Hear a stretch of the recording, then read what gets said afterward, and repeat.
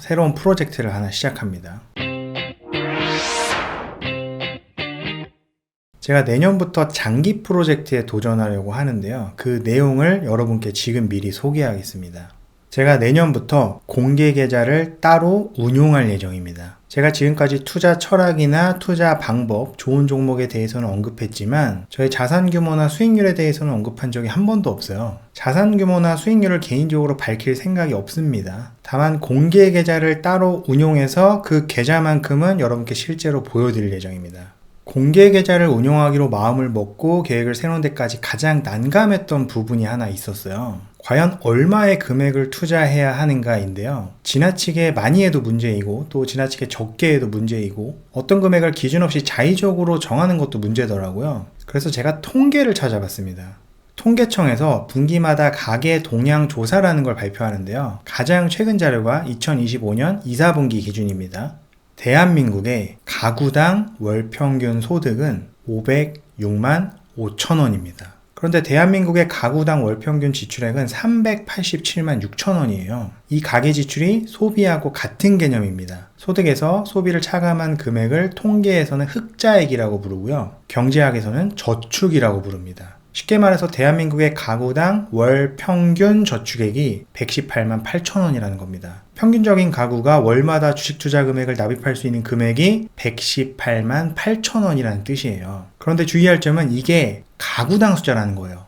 우리나라의 가구 원수 평균은 2025년 2, 4분기 기준으로 2.19명입니다. 한 가구가 평균적으로 2.19명으로 구성되어 있다는 뜻이에요.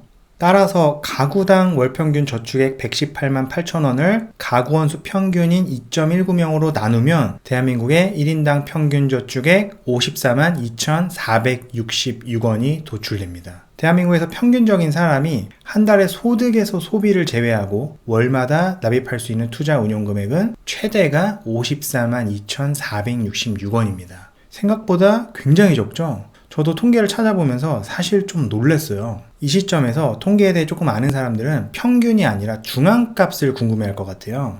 대한민국의 가구당 소득이 가장 낮은 가구부터 소득이 가장 높은 가구까지 순서대로 나열했을 때 가장 중간에 있는 가구의 월평균 소득은 2025년 2, 4분기 기준 430만 원입니다. 같은 논리로 가계 지출의 중앙값은 307만 9천 원입니다. 가구 원수는 중앙값을 알 수 없으니까 평균을 그대로 차용하면 대한민국 가구의 월평균 저축액의 중앙값은 55만 7,534원입니다. 평균값이 54만 원 수준인 것에 비하면 중앙값의 저축액이 조금 더 많아요. 아무래도 소득이 낮을수록 저축액을 늘리는 것이 일반적이고 합리적이죠. 그리고 평균값과 중앙값이 사실 큰 차이가 없어서 앞으로는 많이 쓰이는 평균값을 기준으로 하기로 했습니다.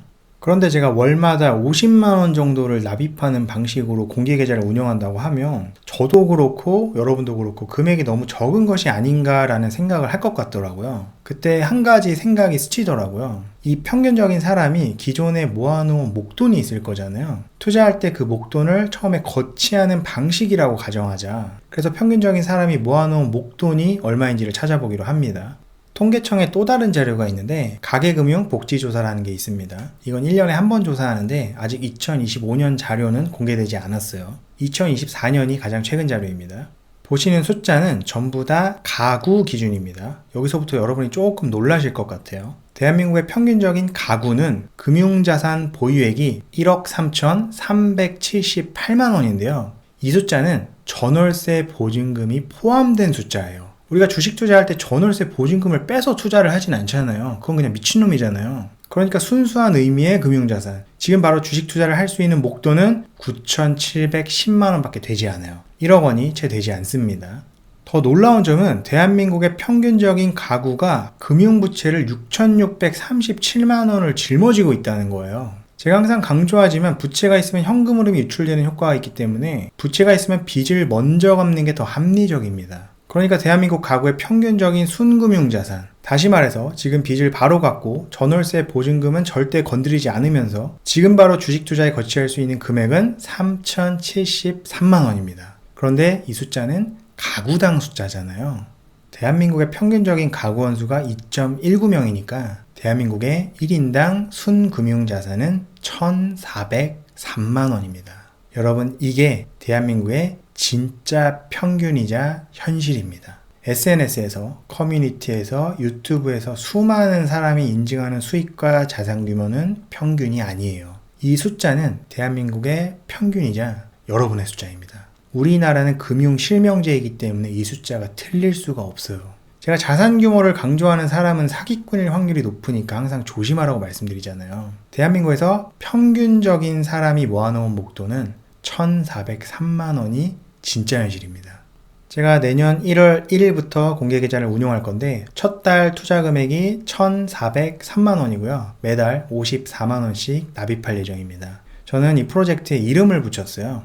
이 프로젝트의 이름은 평균의 투자입니다. 대한민국에서 평균적인 사람이 좋은 종목으로 분산 투자하고 분할 매수하고 장기 투자하면 복리 효과를 누릴 수 있고 부를 쌓을 수 있다는 걸 입증하고 싶어요. 아마 시간이 굉장히 오래 걸릴 겁니다.